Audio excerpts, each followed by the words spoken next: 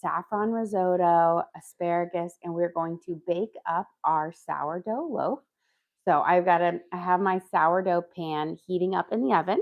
So let's go grab that out of the oven because it is nice and hot and toasty.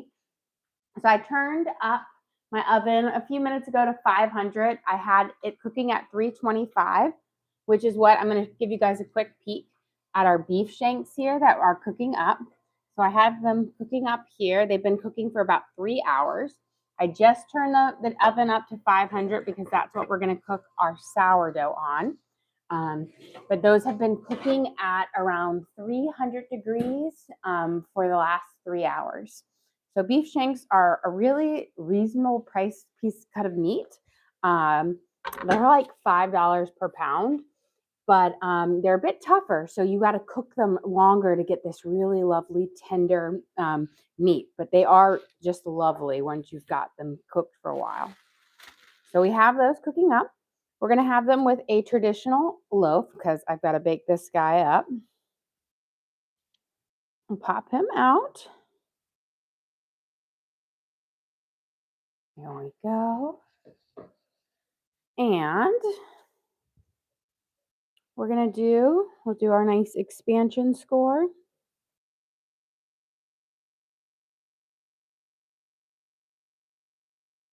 And then we're going to do the feather one today. So with the feather, I just do lots of little teeny tiny slits. And then we'll do the same going up, which is just a slightly prettier design. Slightly more intricate than the basic wheat leaf. And then you're just going to take a really light line that goes all the way down the middle of it. There we go. And we've got our nice, pretty feather design on our sourdough loaf. We're going to place this in our nice hot Dutch oven that's been preheating at 500 degrees. You can see the steam kind of going off the top of that.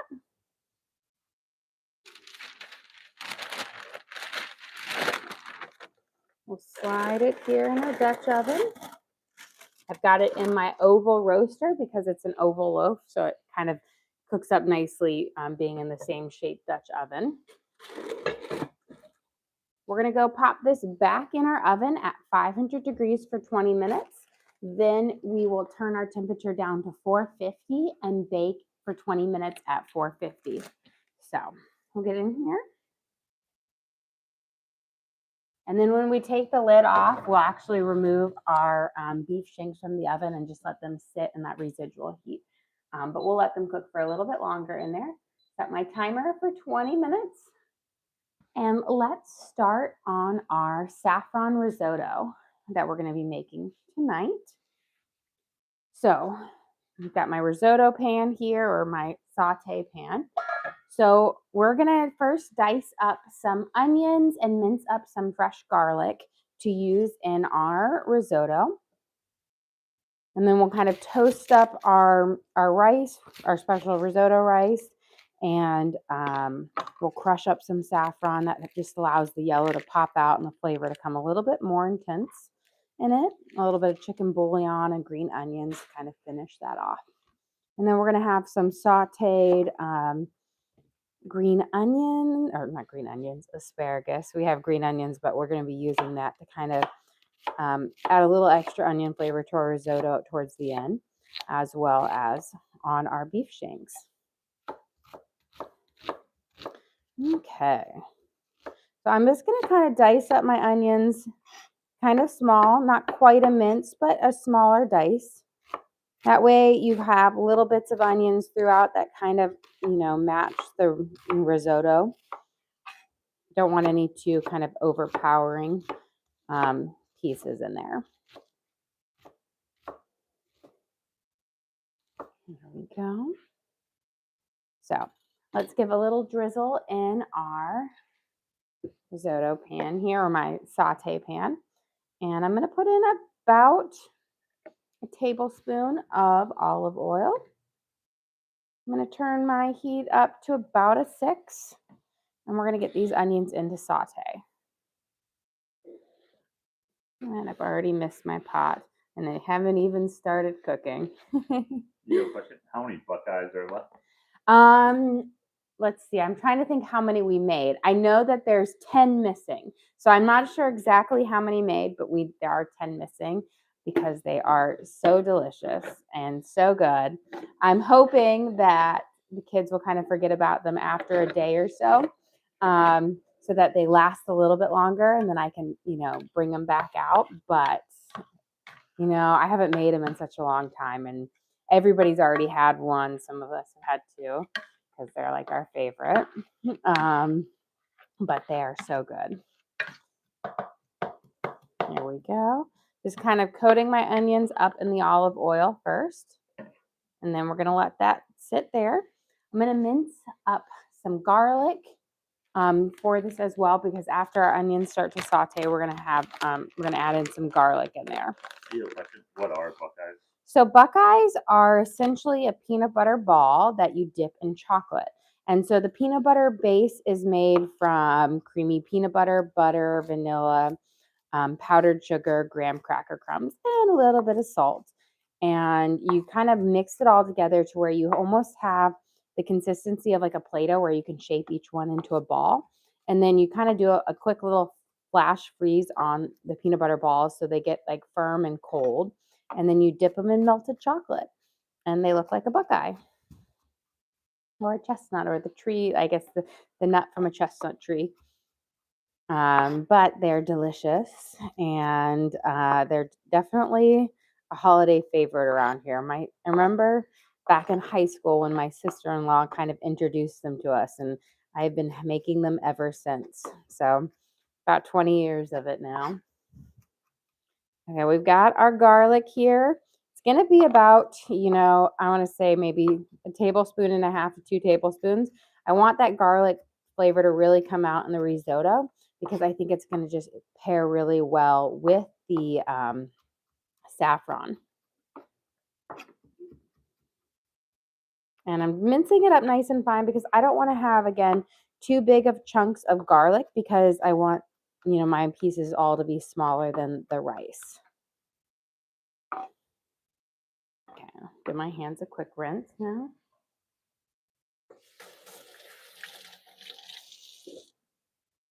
Get that garlicky flavor off. And then while we're waiting, we're going to I rarely use my mortar and pestle, but there are times when I like to use it to bring out some more flavors. So we are going to crush our saffron so that it will infuse more flavor, but more color into our rice or into our risotto. So we have this really lovely yellow risotto. So I'm going to take a couple pinches of of saffron. You don't need a whole lot of saffron to get you there. And this spice is expensive, so I'm always like, don't waste it. I'm going to make sure I have enough to make a second batch of, not a full batch or a double batch like last time, but I've already been requested to make more saffron buns. And I always like to make a second batch for Christmas for our smorgasbord, but until then, they all have to wait. But we're going to take this and we're going to mash up our saffron. So you see how we've just got this nice deep red paste or color in here? So we're going to mash that up. And then I'm going to take a little bit of I have some warm water here, and we're going to pour it in here to kind of dilute it out. And it's going to be this just really vibrant orangish color right now. But when we mix it all and dump this all in there, we're going to get those nice big bright colors in it. But that's just a really good way to bring out the color a little bit quicker than just putting the little pestle-y things in there. Okay, let's give our onions a nice little saute here. We'll mix it up. And then I need to grab a measuring cup for our rice.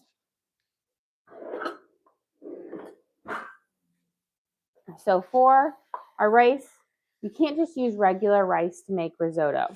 You've got to use, and I always say this wrong, but it's like arborio, or it's this rice. You need this rice to make risotto. You don't use regular rice.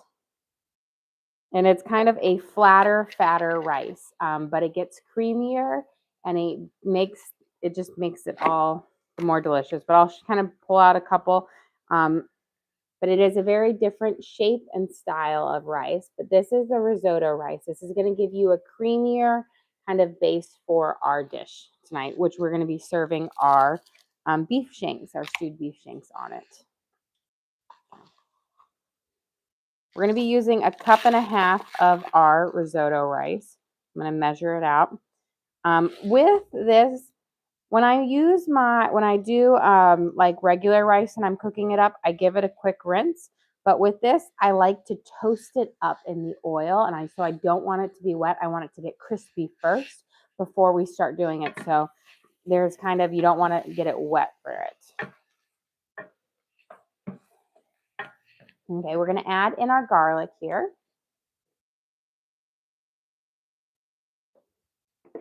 And again, this is about 2 tablespoons of fresh garlic. About 6 or 7 cloves. Get all of that off. And we're going to mix this in, and we're going to let it toast up for just about a minute on here. You don't want to leave your garlic unattended for too long, because it will go from being nice and golden brown to burnt and crispy in no time at all. So we'll spread it out. We'll let it get a little bit of heat. And it already smells wonderful. And then where is my other spice we're going to be using? We're going to put some of this in right now, and a little bit of black pepper. So we have some thyme, and I want the thyme to kind of hit the oil and let out kind of infuse its flavors up. We're going to use about 1/2 teaspoon of dried thyme. If you have fresh thyme, it'll be closer to a teaspoon. We'll mix that in there. And then we're going to use about 1/2 teaspoon of black pepper.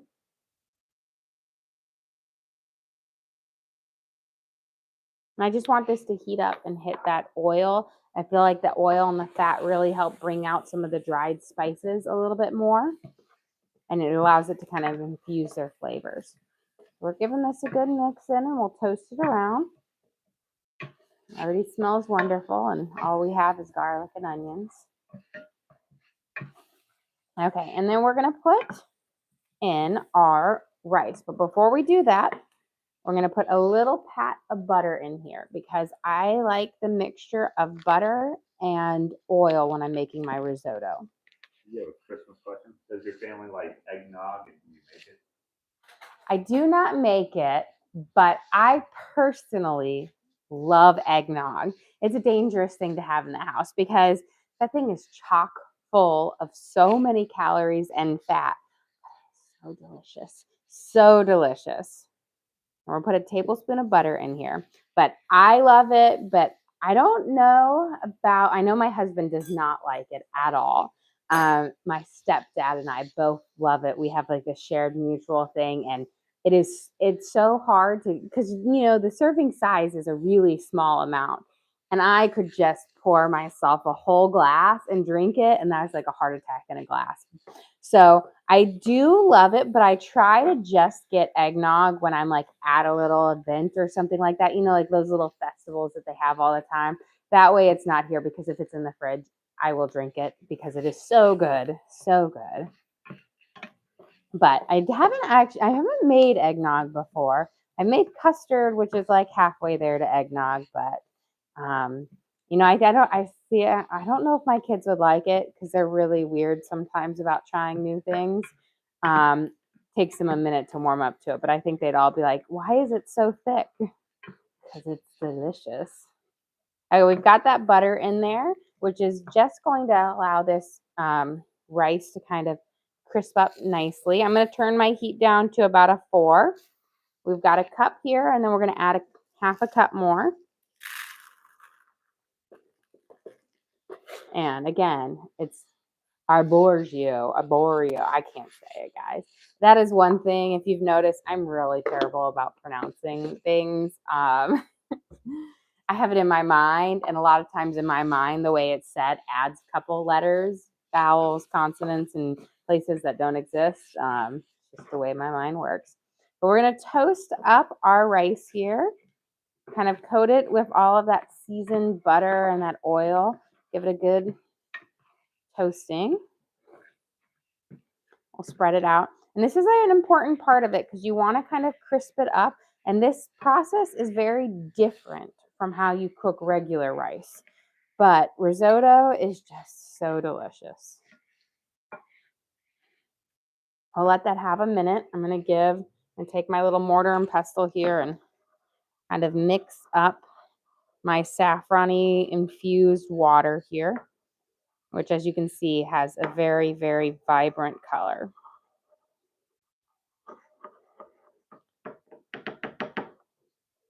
Okay. Don't need that anymore. And I think we're going to pour in our special saffron liquid first, and then we'll start pouring in a little bit of our other liquid. But I'm going to pour a little bit of this in, mix it around. You see how it's already this really vibrant yellow? Beautiful. And that's how you're going to get that really pretty yellow to it. You get a little bit of yellow when you just put the little threads in and a little bit of that flavor, but this is going to be really popping. And it's so pretty. Okay, we'll mix that up. We're going to let that just heat for just a second. Now, the little trick with making risotto is you add a little bit of liquid at a time. You let it kind of cook up and absorb that liquid in, and then add some more. So little by little. So I've got the remaining bit of my water. We're going to add a big kind of heaping spoonful of chicken bouillon in here, because that's going to work with the spices and the flavors that we have just to make it absolutely delicious.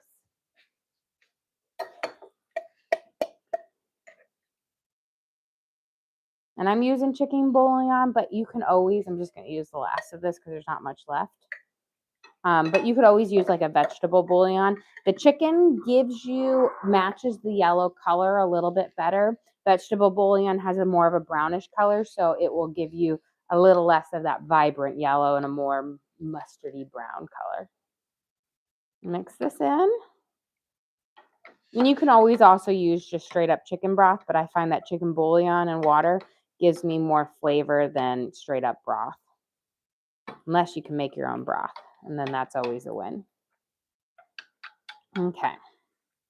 We're going to add in about enough to flood the top of our saffron, but no more. So it's going to be about a cup or so. We'll mix it up, and then we're going to let it simmer until it's kind of absorbed up all of that liquid, and bring it up to a slightly higher. Once it gets a boil on it, we are going to cover it with the lid and let it simmer and let it soak up that flavor on there. Just going to give it a splash more. There we go. And this is kind of the big difference too, is you add liquid little by little until you get it there, and it makes it more sticky and like a pudding type base, you know. There you go. You grab a paper towel real quick. Clean up a little bit of my saffron mess. Okay.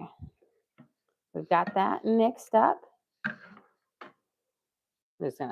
I'll let it sit in there because we're going to be using that. I'm going to put my lid on, steam it up just like you would your regular rice, but in a few minutes we're going to take that off. Let's get our asparagus ready. I'm going to mince up some garlic because we'll toast up some garlic, and then we're going to cook up our asparagus to have with our dinner. So the green with our lovely beef shanks, and I made a kind of a mirepoix for our beef shanks, meaning I sauteed up onions, carrots, and celery.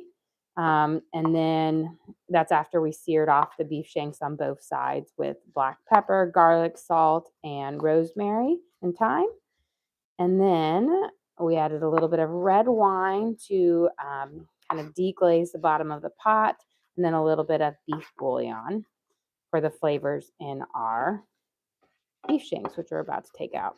So let's get our garlic up so we can start sauteing that up for our asparagus.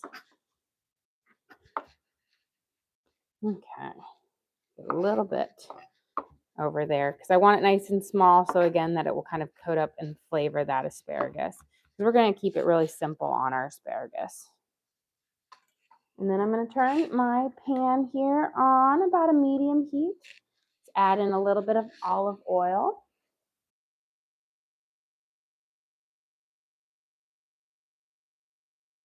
We can start toasting up this garlic.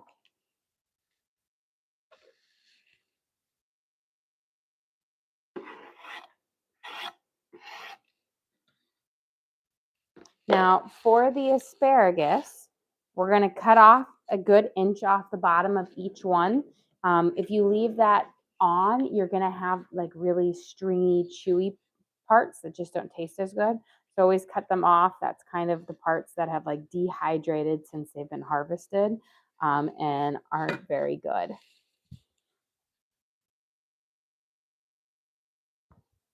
So it might feel like you're wasting a lot, but trust me, you'll be chewing on them. It's as if you're eating like straw. So you're just going to take off this bottom part and just going to use the top parts of it. This is going to be tender and they're going to have that nice, good kind of texture to it. Now, when I use asparagus, I really love these little thin ones because I feel like they're more tender and they just hold a lot more flavor than some of those asparagus that you can get that are really, really fat that almost look like you have like a full tree. Okay, let's get these bottom guys.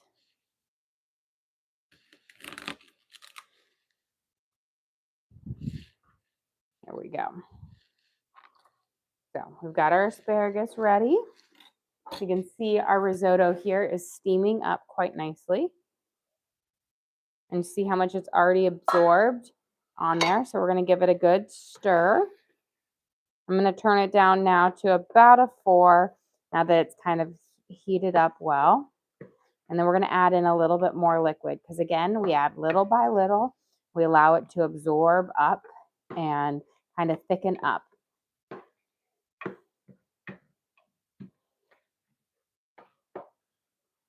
So we're now going to add our next batch in. We'll add about a cup, just about a cup at a time. We'll mix it up. Beautiful. Now we're going to go take the lid off of our sourdough, and then we will also take out our beef shanks for this. So we'll take our lid off our sourdough first.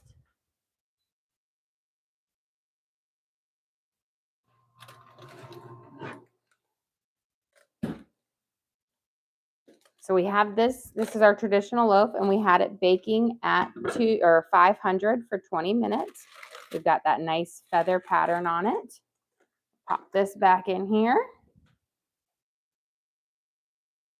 And then we're going to slide this guy out, and then I'm just going to set him right over here for a second. It's nice and heavy. We're going to bring our temperature down to 450 because 500 will give it too dark of a crust. And then we're going to cook it for another 20 minutes. And hopefully we'll be completely done with dinner by then. Okay, let's bring our beef shanks over. Put it on this one so it's a little bit closer. And I take my butter and move it away from it. I once left a butter pack too close to my Dutch oven and it was a melted butter on my counter. But here, beautiful. So this is our gorgeous beef shanks here. I'm going there was 3 good-sized beef shanks that we made a lovely mirepoix. You can see the celery, onions, carrots. You can just see how tender they are. They're just falling off the bones here. And they've got this rich thing. So what I like to do is now that they're going to sit, we're going to flip each one over. And that's going to allow that top edge that's kind of sitting out of those juices to really soak up the flavor. But you can see just how tender they are. That little bone in the middle of them is already falling out. So it's so delicious and tender. It's just wonderful. Flip this guy over, slide this over here. Sometimes if you get these cut, I just flipped the bone over there. You can get them cut where your shank bone is longer, and they call them Thor's hammer because look, if you stack this bone right on top of that meat, it's kind of like a hammer. If you use a thinner bone, that's like the world's largest bone right there. Okay, we're gonna put the lid back on, let that steam heat stick in there and keep it hot. Cooking in a Dutch oven is going to allow that residual heat to stay there for a very long time. So that will be nice and hot for at least an hour. So letting it sit here means that when we finally go to eat it, we're not going to be scorching our mouths on it, but it will be delicious. Okay. I've got our garlic here toasting up. Once it's kind of got a golden color on it, then we will know that it is ready to put our asparagus in and start cooking it. But we want it to have a nice kind of golden brown color to it. My garlic is going to cook slower in this pan than in my metal pan because the metal pan does not have a coating on it, which means it cooks a lot faster. It conducts that heat a lot quicker. Okay, you can see it's absorbed most of the liquid, so we're going to give this a good stir around. Here. And always make sure you stir it well because if you don't and just pour in the liquid, you can get some of your risotto stuck to the bottom of your pan. We're going to add in another cup now of our chicken stock or our water with bouillon. And again, I always say just use the visual cue enough to flood your pan to where you've got your rice sitting right on top there. There we go. And then I'm going to put the lid back on and we'll let that simmer. Perfect. Our garlic here is looking pretty good. You can see it's starting to get nice and golden brown here. Once we put the asparagus in, our garlic will no longer crisp up because it's sharing that heat. It's not getting all that direct heat. We're going to toss our asparagus in, kind of coat it up here.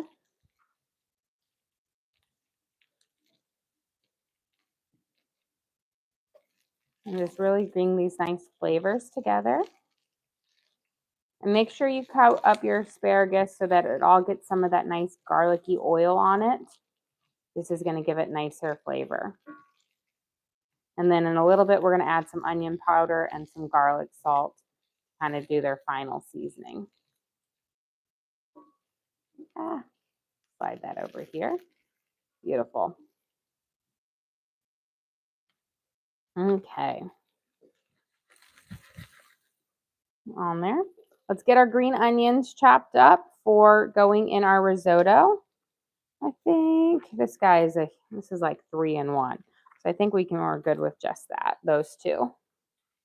And we'll put these in at the very end for our risotto so that it adds this fresh burst of green onion here. Since this guy is halfway to a leek, we are going to cut him so he's not so thick. There we go.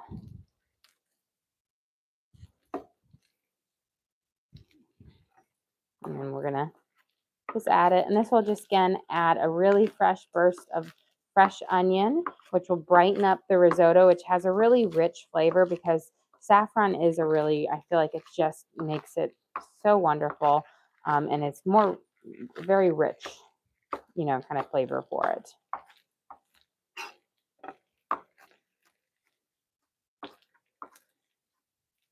Okay. Let's grab. Oops, hot.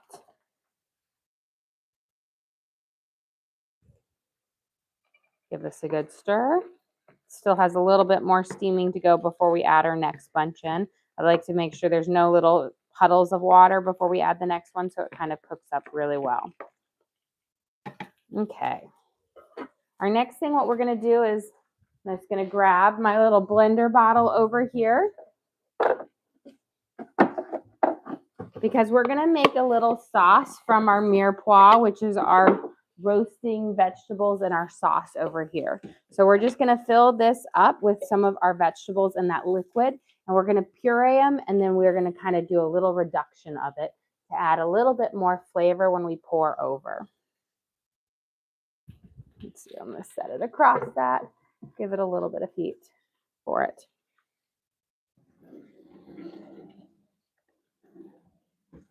So I'm going to really reach in here and grab some of this nice liquid in any of these vegetables pieces. Again, when I cook this up, we used 1 whole onion. Turn this down just a smidge. 3 carrots, 4 celery stalks, a can of diced tomatoes, about a half a cup of red wine, and then about a cup and a half of beef bouillon, or like water with beef bouillon in it. And this is just going to be absolutely wonderful. You can just see how tender this meat is. It's just falling apart as I'm trying to scoop up these little tasty bits along the way. Beautiful. Okay, I think we've got a good amount here. I'm going to put my lid back on again to seal in that moisture and keep it really tender.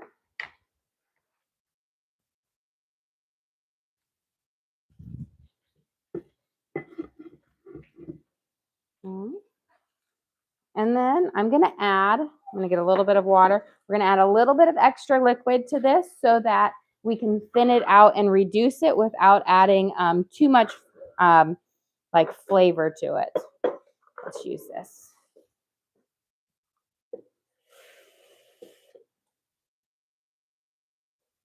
Because I don't want to reduce it down too much and then not have enough liquid base in it. So we added about a half a cup of liquid to it. We're going to puree this up, and then we're going to put it in our pan, and we're going to reduce it. Got to move my little elf.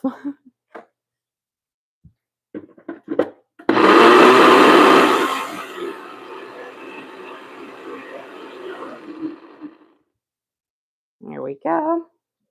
So you can see it's got a nice kind of color from the carrots in here. And then we're going to pour our kind of stewed veggies in here. And we're going to just let it cook and stew up until it kind of has a little bit of caramelization to it. And get my back burner on. If you wanted to, you could add some additional red wine in there to give it another pop of flavor.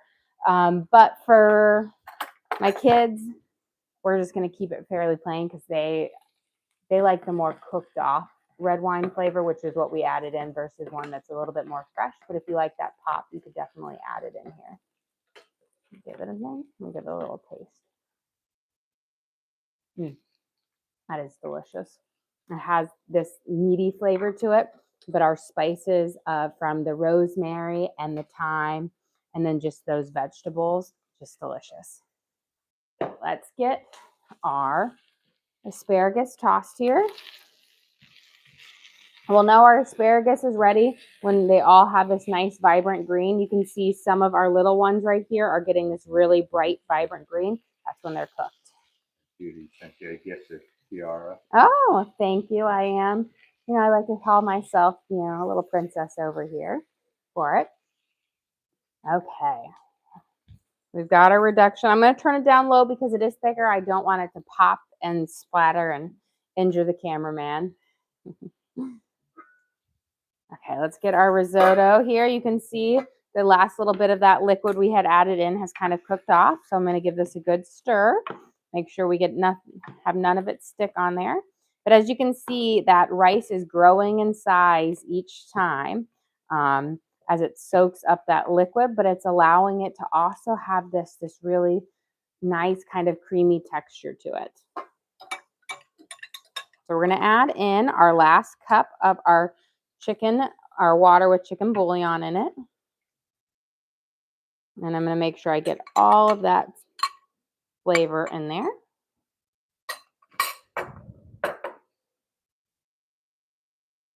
We'll mix this in.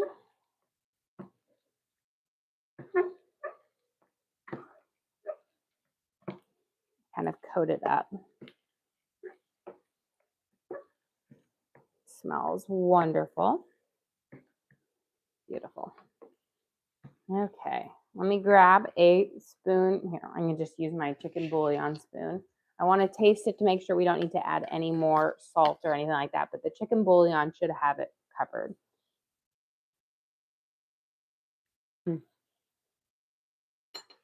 Perfect. The crushed up saffron is wonderful in here. It gives it a really intense yellow flavor, but the saffron is very, very subtle. Okay, let's get those. And that is still hot.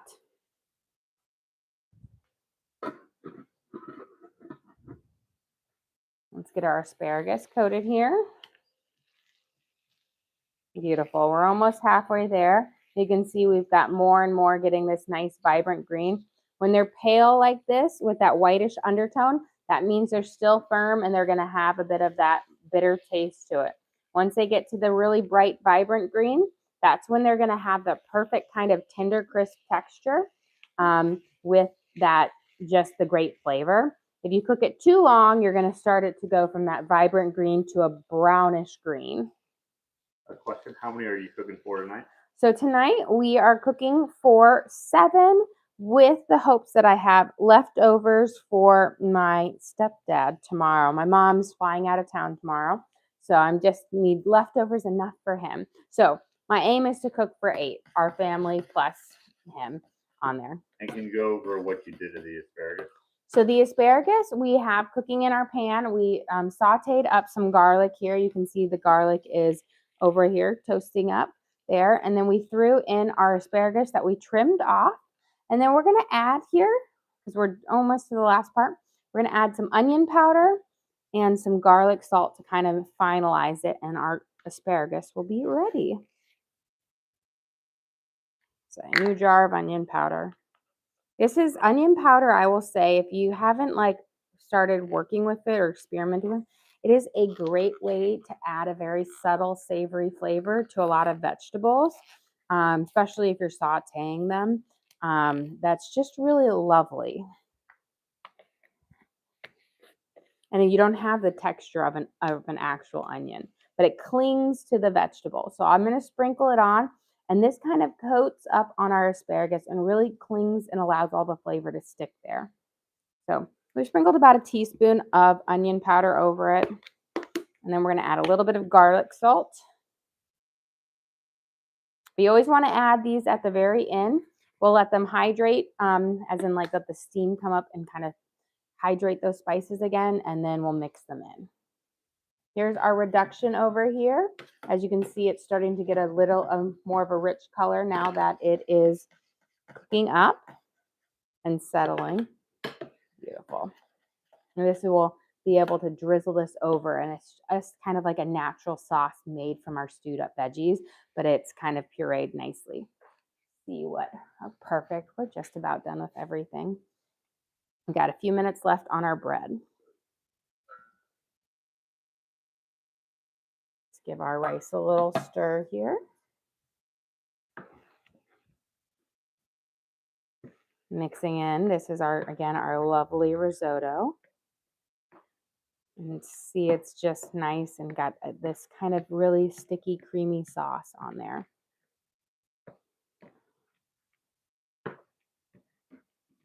Beautiful. Now I'm going to let it spread out. And before, we're going to steam it back on, but we're going to add a little bit of Parmesan cheese. If you have freshly grated, great. That's a little bit smoother, but We're going to use just some shaved Parmesan that I have. I need to buy another big block of my Parmesan cheese. Anytime I get, my kids are like, grate it for me, Mama. And I'm over here and they want this massive pile of Parmesan cheese. And I'm like, you guys can grate your own cheese. But we're going to put this on here, but we're not going to stir it in. I just want it to kind of rest on top, and then we will mix it in after it steams completely. But you don't want to mix it in now and then put the lid on, because any pieces that are stuck on the bottom have a chance to then burning and sticking to the bottom of the pan. And so we're going to put our lid on. Let's saute up our kind of toss our asparagus in here and kind of coat them up. And when you look at them, you can see that they've got this nice kind of almost like a little like gritty coating on it. That's that onion powder and that garlic salt, making sure that each one of these pieces of asparagus is just popping with flavor. It just really gives them a lot more flavor. You have a question? Do you ever use goat cheese? I love goat cheese, but none of my kids or my husband like goat cheese. So if it's when I have my like siblings, they all like goat cheese, and my mom, I sometimes do a little bit of goat cheese appetizers with them. But the rest, I'm the only one in this household right now that likes it. And if I put it out, it would just be me eating it. But I do love good goat cheese. I will say I've got Evie likes feta cheese, which is halfway to goat cheese. So we're getting there. We're steaming up nicely. We see I've got our good little bubbling on there. So we're about ready. Perfect. So I'm going to bring my, I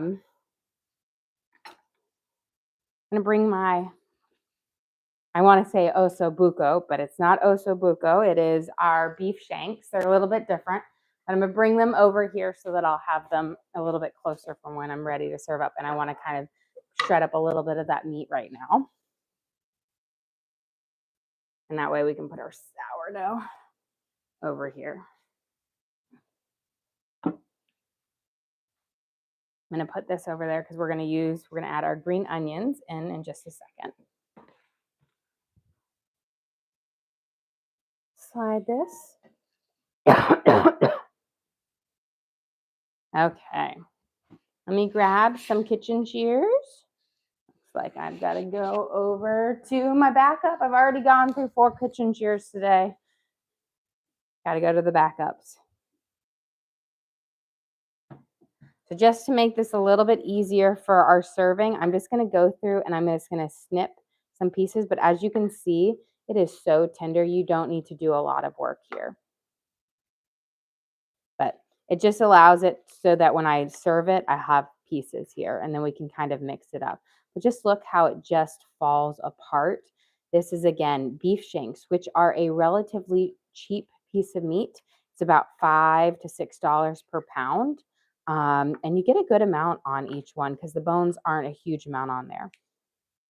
So it's a great way to feed your family. The only thing that is tricky about it is they are tougher meat if you don't stew them or cook them for a long time. So we braised them up, made a little mirepoix, add a little red wine, beef bouillon, and boom, we've got just this most tender, delicious meat that will be so great to serve over our risotto with a little bit of our reduction that we have over there. Okay, look, got them all snipped up for the most part. Let me grab my tongs.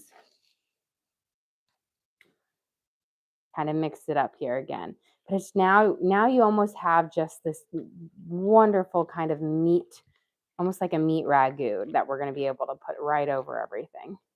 And then, of course, you've got your pretty little bones. Beautiful. Let me get a little bowl. We're going to pull these bones out. Before we do that, let's go grab our bread because we're about to pop that out. I'm just going to grab a cutting board to slide that on first. And we'll have that ready. Okay, so our sourdough has done its last 20 minutes at 450 with the lid off.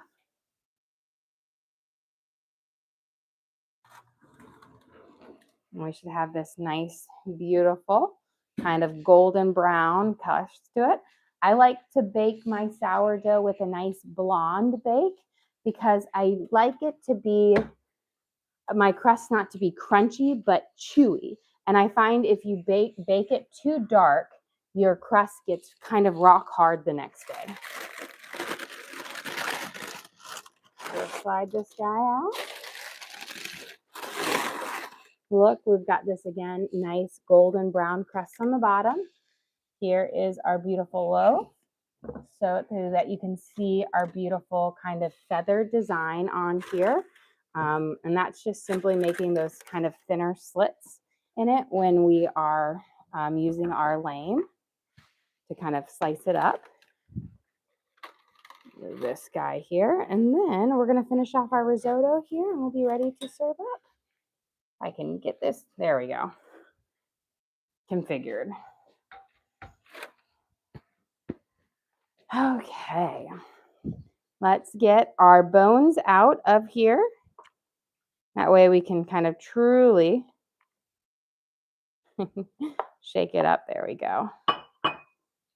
So the difference between the osso buco and beef shanks is osso buco is like veal shanks instead. So it's, you know, it's different from a different animal. And the main difference between the meat, they taste very similar, except that beef shanks are a bit tougher. So you need to stew them a little bit longer to get this. But as you look here, there's nothing tough about this meat because it is just so tender and falling apart. We are going to now toss a little bit of our green onions on here. Adds a little pop of fresh flavor in there. And let's finish off our risotto as well. And then we'll be ready to serve up dinner. Here. Beautiful. Where did it go? There it is. So now we're going to stir in our cheese and we're going to mix it up. But look at our beautiful, creamy, and delicious risotto. I'm going to turn my heat off now. Beautiful. And then we're going to toss in our green onions. This adds, again, a nice fresh pop of onion flavor and a nice pretty look. But you always want to add it in towards the very end. Otherwise, it will they'll lose their flavor and they'll get a little mushed up. Let's give our reduction here. I'm going to just stir it off. This looks beautiful. And now we're going to get ready to serve up here. I'm just going to move some stuff out of the way.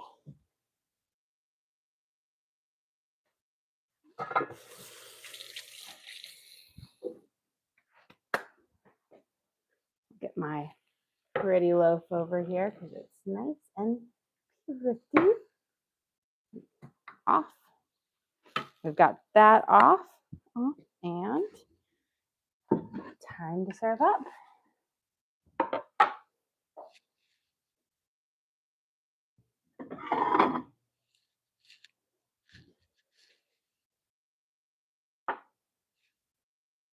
And let me see. Let me get a little spoon for our meat.